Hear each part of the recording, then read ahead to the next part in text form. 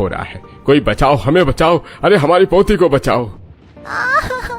दादाजी, दादी जी, mummy papa, मुझे बचाओ। अरे मूर्ख लोग, कहाँ हो तुम? सिक्योरिटी, हमारी बच्ची को बचाओ।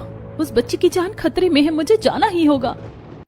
तारा 1 मिनट भी बिना देर किए लाइफ जैकेट पहनकर और एक एक्स्ट्रा लाइफ जैकेट लेकर पानी में कूद जाती है और अपनी चुन्नी से उसे बच्चों को बांधकर बाहर बचाती है। और फिर एक बूढ़ा आदमी भी इस समुद्र में डूब रहा था। तारा उसे भी लाइफ जैकेट के सहारे बचा के लाती है। अरे अरे बाप रे, बचा लिया भगवान। भगवान ने तुम्हें भेजकर मुझे बचा लिया। अरे वरना मैं तो मर जाता, मेरे परिवार का क्या होता। अंकल, आप चिंता मत कीजिए। आप ठीक है बेटा? तुम ठीक हो ना? तुम तो राजमाता की पोती हो। तारा जब लक्ष्यता को बचाती है तो सब लोग स्क्रीन पर उसकी बहादुरी को भी देखते हैं। तभी वो और लोगों को भी मदद करती है। आसपास काफी महंगे तोहफे, सोने का हार, हीरे का हार इत्यादि भी था, लेकिन तारा या उसके परिवार वाले इन सब चीजों को नहीं देखते। मासूम लोगों की जान बचाते हैं और कुछ सिक्योरिटी भी वहां आती है। माहौल थोड़ा शांत हो जाता है। तब राजमाता, राजा साहब, उनका छोटा बेटा सम्राट आता है।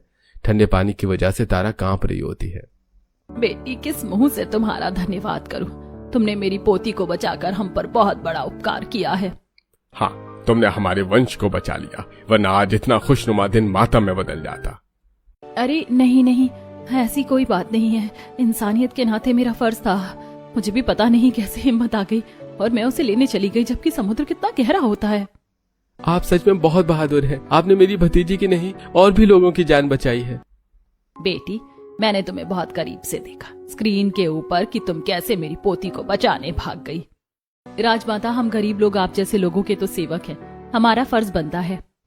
सम्राट एक टक नजरों से उसे घूरता रह जाता है। तभी हवा के जोर से वेद प्रकाश के ऊपर एक बड़ा सा उनके इन व्हाइट बोर्ड था जो कि उस पर गिरने वाला होता है। तारा उन्हें खींचकर बचा लेती है, जिससे उसके हाथ में लग जाती है। राजा साहब, यहाँ रहना खतरे से खाली नहीं है, आप लोग जाइए। हे भगवान, हमारी जान बचाने के चक्कर में तुम्हें चोट लग गई। आर्यन बेटा, इनकी दवा लगाओ। हाँ पिताजी, मैं देखता हूँ। आप साइड में लेटिए। लक्ष्यता बेटा चल।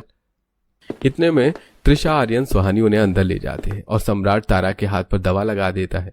इसके बाद वो भी अपने घर आ जाते हैं, लेकिन सम्राट तारा को नहीं भूल पाता है और गरीब परिवार भी घर जाने के बाद बस समुद्र के बीच बने महल की तारीफ के पुल ही बांधते रहते हैं। सच में पिताजी, वो जगह बहुत सुंदर, बहुत अच्छी थी। उनका महल बहुत सुंदर था। काश हम उस महल के अंदर जा पाते। बेटा, जितनी चादर होती है उतने ही पैर पसारने चाहिए। उम्मीद से ज्यादा सोचना दिल को दर्द दे देता है। तारा बेटा, अब तो ठीक तो है ना? हाँ पिताजी, मैं ठीक हूँ, आप मेरी चिंता मत कीजिए। सच में इतने बड़े अमीर लोग होकर भी उनके दिल में प्रेम भाव देखा मैंने। बेटा, ये अमीर लोग बहुत बेकार होते हैं, गरीबों को कुचल देते हैं, कुछ नहीं समझते। सिर्फ 2-4 लोग ही होते हैं जो अच्छे होते हैं, जैसे कि हमारे राजा साहब और राजमाता है। हाँ माँ, वो सागर मणि महल सच में सुंदर था। हाँ बेटा, अब सो जा। खुशी तो मुझे इस बात की है कि इतने कपड़े बनाने के मुझे पैसे मिल गए। अब कल तुम लोगों का फेवरेट छोले चावल बनाऊंगी। छोले चावल? ये अब मैं सोऊंगी कैसे माँ? मुझे तो कल का इंतजार ही नहीं हो रहा, कितने समय बाद हमारे घर में छोले चावल बनेंगे। हाँ। फिर वो सब लोग अपने एक पंखे की टीन में सो जाते हैं। अगले दिन कौशल्या अपने परिवार के लिए बहुत स्वादिष्ट छोले चावल बनाती है, जिसे सब लोग खुशी से खाते हैं। फिर कौशल्या सिलाई मशीन चलाने लगती है और ब्रजेश पैसे कमाने के लिए रिक्शा चलाने के लिए निकल पड़ता है और दोनों बहनें मिलकर कपड़े धोती हैं। जल्दी धो लो दीदी, गर्मी में मेरा तेल निकल रहा है। हाँ हाँ, तू ही तो मोम की बनी है, तू ही पिघल रही है, मैं थोड़ी। तब दोनों बहनें हंसने लगती हैं, एक दूसरे पर पानी के छींटे डालने लगती हैं, एक दूसरे को भिगा देती हैं, फिर कपड़े धो लेती हैं। दोपहर को कुछ पैसों से ब्रजेश पुराना कूलर ले आता है, जो कि घर लाने के बाद चलता नहीं है। पानी डालने के बाद भी तब वो जोर से उसमें लात मारता है और कूलर चलने लगता है, जिससे वो पानी के छींटे फेंकता है और दोनों बहनें हंसने लगती हैं। पापा, आपकी दुलाती खाकर ये कूलर चलने लग गया। आहा, ठंडी ठंडी हवा आ रही है, अब तो हम आराम से सो सकते हैं। दीदी, पापा से डरता है हमारा कूलर। पर कोई ऐसे बहुत सस्ते में निकल रहा था, तो अपने घर की गर्मी देखकर मैंने 500 में ले लिया, लेकिन कोई भरोसा नहीं है कब तक चलेगा, बस गर्मी निकल जाए। हाँ जी, इतना ही काफी है इस गर्मी से बचने के लिए। फिलहाल थोड़ी राहत तो मिली। सब बैठकर कूलर की हवा खाते हैं। वहीं सागरमणि महल में राजलक्ष्मी अपनी बड़ी बहू, बेटी और बेटे पर चिल्लाती है। कल इतना बड़ा हादसा होते होते रह गया, लेकिन तुम लोग ये नहीं कि अपनी बेटी और घर वालों को देख लो। कितने सारे लोगों को इनवाइट किया था, उनकी सिक्योरिटी की जिम्मेदारी भी हम पर थी। थोड़ा तो देखना चाहिए था ना। माँ, इतनी बोरिंग पार्टी चल रही थी, इसलिए मैं साइड में हो गई। डांस वांस किया, खा रही थी, फ्रेंड से बात कर रही थी। अब चिल भी कीजिए मम्मी जी, कोई बड़ी बात नहीं हुई ना, सब ठीक तो है। हाँ माम, डोंट पैनिक, सब ठीक है। तेरी कोई जिम्मेदारी है या नहीं? आर्यन तो इस घर का बड़ा बेटा है। ब्रिज टूट गया है, कैसे आना जाना होगा, सही करवाया उसे? हाँ पापा, उसे डैमेज को भी ठीक करवाने के लिए मैंने कारीगर बुला लिया है, वो हो रहा है। आपका ग्लास ब्रिज ठीक हो जाएगा। सच में तुम लोगों का इतना ठंडा मिजाज देखकर मुझे ऐसा लगता है किसी को इस राजमहल की जिम्मेदारी उठाने में कोई दिलचस्पी नहीं है। राजू, बिरजू, पप्पू, खाना लगा दो और गार्डन में पानी डाला या नहीं? वो काम तो थोड़ी देर पहले ही हो गया था छोटी मालकिन। जाओ। कुछ देर में राजमहल के शाही डाइनिंग टेबल पर खाना लग जाता है, जिसे वो सब खाते हैं। अरे मुझे नहीं खाना, मुझे चीज सैंडविच खाना है। लक्षिता बेटी, ये भी खाना चाहिए, ये सेहत के लिए बहुत अच्छा होता है, इसमें पनीर है। कोई बात नहीं माँ, उसका ये खाने का मन नहीं है तो हमारे घर में इतने नौकर हैं। बिरजू, एक चीज सैंडविच बना कर लाओ लक्षिता के लिए। जी बेबी। राजलक्ष्मी को अपनी बेटी की ये टोका टाकी बिल्कुल पसंद नहीं आती और न ही सुहानी लक्षिता का ठीक से ख्याल रखती थी। 2 दिन बाद राजलक्ष्मी अपनी बड़ी सी गाड़ी में बैठकर चैरिटी के लिए जामनगर गांव में जाती है। उसके 6 बॉडीगार्ड उसके साथ होते हैं, जहां वो एक एनजीओ में पैसे देती है। वहीं राजलक्ष्मी तारा को देख लेती है। अरे तुम तो वही लड़की हो ना जो मेरी सालगिरह के दिन मुझे मिली थी, मेरी पोती की जान बचाई थी। तुम्हें दोबारा देखकर खुशी हुई। हाँ राजमाता, मुझे भी आपसे मिलकर खुशी हुई। आप यहाँ कैसे? हम यहाँ किसी काम से आए थे। सच में यहाँ बहुत गर्मी है, अब निकलना होगा। पेट में भूख के मारे गुड़गुड़ हो रही है। आप परेशान क्यों होती हैं? आप मेरे घर तक चलिए ना। मैं जानती हूँ कि समुद्र के बीचों बीच एक सुंदर से महल में रहती हैं आप, पर मैं अपनी छोटी सी झोपड़ी में भी आपका स्वागत करती हूँ। आइए ना, मैंने आम लस्सी बनाई है, आपको बहुत पसंद आएगी। तुम इतना कहती हो तो चलती हूँ, आम लस्सी ही पी लूंगी। राजलक्ष्मी के साथ उसके बॉडीगार्ड भी जाते हैं। तारा अपने परिवार वालों को राजलक्ष्मी से मिलवाती है और राजलक्ष्मी के लिए आम की लस्सी, सत्तू की कचौड़ी तैयार करती है। और फिर से कूलर बंद हो जाने पर तारा अपने हाथ से उसकी हवा करती है। आप ये खाकर देखिए, ये खाने में बहुत अच्छा है, इससे गर्मियों में फायदा होता है, थकान नहीं होती। 1 मिनट, राजमाता को ये खिलाने से पहले हमें चखना होगा। कहीं इसमें कुछ मिला हुआ हो तो हम उनकी जान जोखिम में नहीं डाल सकते। नहीं, मैंने ऐसा कुछ भी नहीं किया। बॉडीगार्ड, जिस लड़की ने हमारे घर की बच्ची की जान बचाई हो वो ऐसा नहीं कर सकते। हमें तुम्हारी ईमानदारी पर पूरा भरोसा है, हम इसे खा सकते। वैसे तुम्हारा नाम क्या है ये तो बताओ। मेरा नाम तारा है। बहुत प्यारा नाम है तुम्हारा। जी राजमाता, आपको इस गरीब कुटिया में बहुत गर्मी लग रही होगी, ये कूलर भी चल नहीं रहा। अरे कोई बात नहीं, इस वजह से आपको शर्मिंदा होने की कोई जरूरत नहीं है। मैंने भी कभी गरीबी के दिन देखे थे। आपकी बेटी ने सच में बहुत अच्छी सत्तू की कचौड़ी बनाई है, तो आप और लीजिए ना। नहीं बेटी, अब मैं चलती हूँ। राजलक्ष्मी अपने बड़ी सी गाड़ी में बैठती है और सागरमणि महल के लिए निकल जाती है। उसके साथ कतार में 3-4 गाड़ियां और आई थी। सब समुद्र के किनारे पार्क हो जाती हैं। कुछ दिनों के बाद गर्मी की वजह से वेद प्रकाश का बीपी अप डाउन होने लगता है। राजलक्ष्मी ने काम से छोटे बेटे को बाहर भेज रखा था। बड़ा बेटा ऑफिस में था तब राजलक्ष्मी, अरे बहू, सुहानी बहू, यहाँ आओ, तुम्हारे पापा जी की तबीयत खराब हो रही है। बिरजू, जाकर त्रिशा को बुला कर लाओ। राजलक्ष्मी, मुझे बिल्कुल भी खड़ा नहीं हुआ जा रहा है। आर्यन को बुलाओ, मैं हॉस्पिटल कैसे जाऊंगा? मैं फोन करती हूँ। हेलो हेलो बेटा, कहाँ है तू?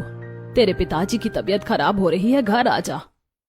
अरे क्या है मम्मी, ये सब तो घर के बाकी लोग या नौकर चाकर कर सकते हैं। मैं यहाँ मीटिंग ले रहा हूँ, आप खुद मैनेज करो। इतने में स्टाइलिश कपड़े पहनकर ठुमक ठुमक कर त्रिशा जा रही होती है। तब तू कहाँ चल दी? कब से तुझे बुला रही हूँ। और तेरी भाभी को अस्पताल लेकर चल, तेरे पापा को। मॉम, दोस्तों के साथ मेरा हैंग आउट का प्लान है, कैंसिल करूंगी तो मेरी कितनी बेइज्जती होगी। आप खुद चली जाओ।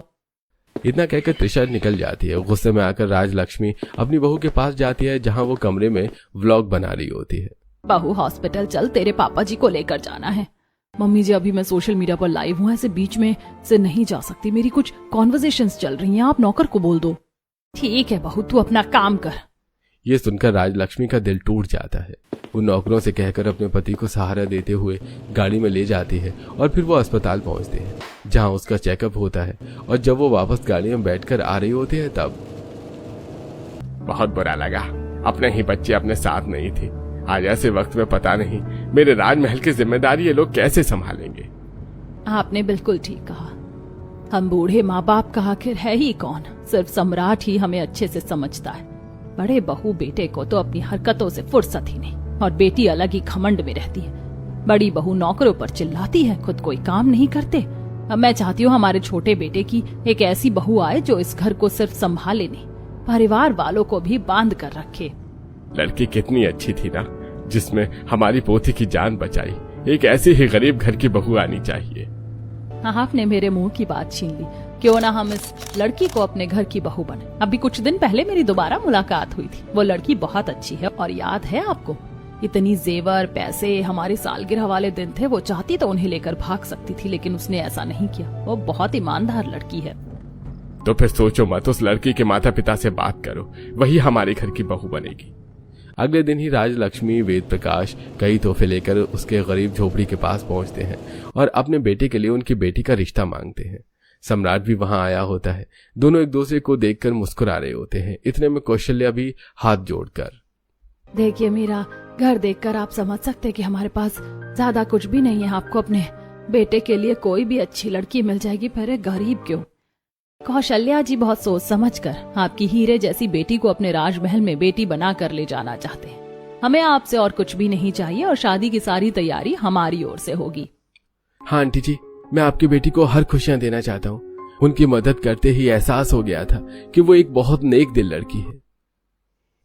ऐसा ही है तो हमें भी बहुत खुशी होगी आपका रिश्तेदार बनकर। तब कुछ ही दिनों में पंडित जी से शादी की डेट निकलती है। इतने में राजलक्ष्मी उन्हें कुछ पैसे देती हैं, जिससे वो शादी के लिए बढ़िया बढ़िया कपड़े खरीद लेते हैं और बहू के लिए एक शानदार लंबी चुन्नी वाला लहंगा भिजवाते हैं जो बहुत रॉयल था। शादी वाले दिन समुद्र के किनारे उन्होंने बहुत सुंदर अरेंजमेंट करवाया था। गुलाब और ऑर्किड के फूलों से पूरा राजमहल बाहर से जगमगा रहा था। खूब सारी लाइट्स लगी थी। ऊपर का नजारा ड्रोन से सारा शूट हो रहा था। पैराशूट में कैमरामैन खड़े थे। इतने में आसमान में फायरवर्क्स शुरू हो जाते हैं। तभी सुंदर से कपड़ों में दूल्हा बनकर सम्राट आता है और ब्रिज के दूसरे किनारे पर तारा दुल्हन के जोड़े में खड़ी थी। तभी दो ड्रोन वरमाला लेकर आते हैं। दोनों अपनी अपनी वरमाला पकड़ते हैं। माँ, दीदी कितनी सुंदर लग रही है ना। महल के समुद्र किनारे उनकी शादी इस तरीके से होगी, मैंने कभी सोचा नहीं था। हाँ मेरी बच्ची, देख तेरी दीदी की शादी कितने धूम धड़ाके से हो रही है। मेरी बेटी की किस्मत है जो उसका स्वागत इस सागरमढ़ी के महल में होगा। तभी दुल्हन की एंट्री पर गाना बजता है। बैकग्राउंड में लड़कियां उनका स्वागत करती हैं। बोले कैसे वे ना जा, बोले कैसे वे ना जा, चुप माही चुप है रांझा, जा जा वे मेरा डोला नहीं आया डोला, वे मेरा डोला नहीं आया डोला। तब सम्राट भी डांस करते हुए उसके करीब आता है। दोनों एक दूसरे के गले में वरमाला डालते हैं। समुद्र में खड़ी बड़ी बड़ी शाही बोट पर मेहमान और रिश्तेदार खड़े थे जो धूमधाम से उनकी शादी देखते हैं। ताली बजाते हैं और फिर मंडप की बाकी रस्में भी हो जाती हैं। फिर नीचे आसमान में ड्रोन शो से कमल और बाकी अद्भुत चीज बनती है, जिसे देखकर सब रॉयल शादी को एंजॉय करते हैं। फिर बहू की विदाई होती है, जहां उसके माता पिता बहुत इमोशनल थे। तारा, तुझसे विदा लेने का समय आ गया। दिल नहीं कर रहा कि जाऊं। दीदी, मैं आपको बहुत याद करूंगी, और मैं भी आप सबको। अजी, अभी आपकी बेटी की राजमहल में बहुत बड़ा स्वागत होने वाला है। आप वो स्वागत देख कर जाना। स्वागत के लिए एलईडी स्क्रीन सजाई है, वो भी 500 फुट की। जरूर देखेंगे। बताओ, एक गरीब नौकरानी को इस घर की बहू बना दिया माँ जी ने। आई डोंट लाइक दिस गरीब भाभी। तारा बहू, इस राजमहल में तुम्हारा बहुत अच्छे से स्वागत होगा। इस ग्लास ब्रिज से चढ़कर आओ। जी माँ जी। बड़ी सी 500 फुट की एलईडी स्क्रीन चालू हो जाती है, जिस पर सिर्फ तारा दिखाई देती है। तभी ऊपर से हेलीकॉप्टर आता है जो उस पर गुलाब की वर्षा करता है। ड्रोन से सारा शूट होता है। शंख बजते हैं। फिर जब वो ग्लास ब्रिज पर चढ़कर आती है तो कांच के चटकने की आवाज आती है। तभी एक सिक्योरिटी गार्ड उन्हें इत्तला कर देता है और उसे ब्रिज से वापस लाया जाता है। माँ, दीदी का समुद्र के महल में स्वागत कैसे होगा? गार्ड्स, शाही फूलों से जगमगाती हुई सोने जैसी नाव को तैयार करो। मेरी बहू उसी से ही आएगी। कुछ देर लगाकर एक शाही सोने जैसी नाव तैयार की जाती है, जिसमें तारा आकर समुद्र को पार कर अपने ससुराल की चौखट पर पहुंचती है। और ये सब एलईडी स्क्रीन पर बड़े तौर से दिखाया जाता है। माता पिता की आंखों में आंसू होते हैं। बच्चों का इतना अच्छा स्वागत होगा उसके राजमहल में, ये मुझे नहीं पता था। सच में हमारी बेटी बड़ी सौभाग्य वाली है। जी ब्रजेश जी। अब गाना चालू हो जाता है। चौखट पर कुछ नर्तकी उसका स्वागत करती है। एरी सखी मंगल गाओरी, धरती अंबर सजाओरी, उतरेगी आज मेरे पिया की सवारी। हरी कोई काजल लाओरी, मोहे काला टीका लगाओरी, उनकी छब से दिखूं मैं तो प्यारी। फिर राजलक्ष्मी अपनी बहू की हीरे की थाली से उसका स्वागत करती है और वो आलते से शुभ कदम बनाती है। ये मेरी चाची बन गई, वाह! अब तो मैं आपके साथ बहुत खेलूंगी। हाँ बेटा। बताओ, गरीब झोपड़ी की मामूली सी लड़की को समुद्र के सागर मणि महल की बहू बना दिया। अरे वो तो छोड़ो, इतनी बड़ी एलईडी पर दिखाए जैसे कहीं की महारानी हो। देख लिया माँ जी, आपको एक गरीब लड़की को अपने घर की बहू नहीं बनाना चाहिए था। कहने वाले तो बहुत कुछ कहते हैं, लेकिन मेरी तारा बहू इस घर में किसी महारानी से कम नहीं है। अच्छा समधन जी, आज्ञा दीजिए, थोड़ी देर और रुके तो दिल भारी हो जाएगा और जा नहीं पाएंगे। हमारी बेटी का स्वागत सच में बहुत अच्छे से हुआ। जी ठीक है, आप थोड़ा और रुक सकते तो अच्छा लगता। इसके बाद धीरे धीरे सारे मेहमान चले जाते हैं। राजलक्ष्मी तारा को अपना समुद्र वाला महल दिखाती है, जिसकी खिड़कियों से भी बाहर बहुत सुंदर नजारा दिखाई देता है। पानी की हमेशा आवाज आती है और अगले दिन नई नवेली दुल्हन सोने की जड़ी साड़ी में बड़ों का आशीर्वाद लेती है। तब जानबूझकर जिठानी मुश्किल खाना बनाने को देती है। तब सास सिर्फ उसके हाथ का मामूली खाना मांगती है। तब तारा लिट्टी चोखा, आमरस, दाल चावल बनाती है, जिसे खाकर सास ससुर तृप्त हो जाते हैं। बेटी, तुम्हारे हाथ का ये स्वादिष्ट खाना खाकर बहुत अपनापन और सुकून महसूस हो रहा है। सच में ये बहुत अच्छा है। भाभी त्रिशा, आप दोनों भी खाओ। नहीं नहीं देवर जी, ऑयली खाना हमसे नहीं खाया जाएगा। दोनों नंद जिठानी बाहर से खाना ऑर्डर करके खाना खाते हैं। आर्यन भी ऑफिस के लिए निकल जाता है। दिन गुजरते हैं। तारा सास ससुर का ख्याल रखकर उनका दिल जीत लेती है और जब नौकर गर्मी में काम करते हैं तो उन नौकरों को अपने हाथ से छाछ बनाकर देती है, जिसे पीकर आंखें नम हो जाती हैं। सच में पहली बार कोई मालकिन हमें इंसान समझ रही है। आप देवी हैं, देवी। अरे ये तो मेरा फर्ज था। तारा के आने से घर में खुशियां आ गई थी। वैसे छोटी छोटी चीज करती है, जिसे आर्यन भी अब अपने माता पिता से पूछने लगता है। फिर एक दिन राजलक्ष्मी बड़ी बहू को कुछ कानूनी कागज संभालने के लिए देती है, जो कि छोटी बहू को मिल जाते हैं और इस बात पर वो अपनी बड़ी बहू पर बहुत ज्यादा गुस्सा होती है। इस बात से सुहानी तिलमिला जाती है और अपनी नंद के साथ उसे फंसाने का प्लान बनाती है। त्रिशा, ऐसा क्या कर दिया उस गरीब 2 कौड़ी की लड़की ने, जो 2 दिन की आई हुई मेरी सालों की इज्जत को डुबा गई। माँ जी उस पर भरोसा करती है, मैं इसे छोड़ूंगी नहीं। बहुत प्यार करती है ना अपने माँ बाप से, उनकी ही बेइज्जती करूंगी। और इसमें भाभी मैं आपके साथ हूँ, मुझे पता है आगे क्या करना है। सुहानी घर में अच्छा बनने का नाटक करती है। एक तरफ त्रिशा उसके गरीब माँ बाप के पीछे अपनी बॉडीगार्ड लगा देती है, जो कि उनकी निजी जिंदगी को कैमरे में कैद कर लेते हैं। फिर सुहानी पति के लिए एक सक्सेस पार्टी रखती है, जिसमें वो तारा के माता पिता को मामूली कपड़ों में बुलाती है। तारा को अजीब लगता है। मम्मी पापा, आप ऐसे कपड़ों में क्यों आए हैं? यहाँ बहुत बड़ी पार्टी है, आपको पता है। तेरी जिठानी ने बोला कि हम अपने असली कपड़ों में आए, बिना कोई दिखावा किए। दीदी ने ऐसा क्यों किया होगा? सुहानी ने राजमहल के बाहर ही पार्टी थ्रू की थी और बड़ी सी एलईडी लगवाई थी। तो दोस्तों, अपने पति के सक्सेस पार्टी में मैं उनकी अपने साथ कुछ यादें दिखाना चाहती हूँ। Play this. तभी चारों तरफ लाइट डम हो जाती है और स्क्रीन पर तारा का टूटा घर, गरीब माँ सिलाई करती नजर आती है। पसीने में भीगा बाप रिक्शे को खींचता नजर आता है और बेटी बर्तन धोती नजर आती है। और ये देखकर तारा और उसके परिवार वाले शर्मसार हो जाते हैं। सास ससुर चौंक जाते हैं। ये सब क्या है?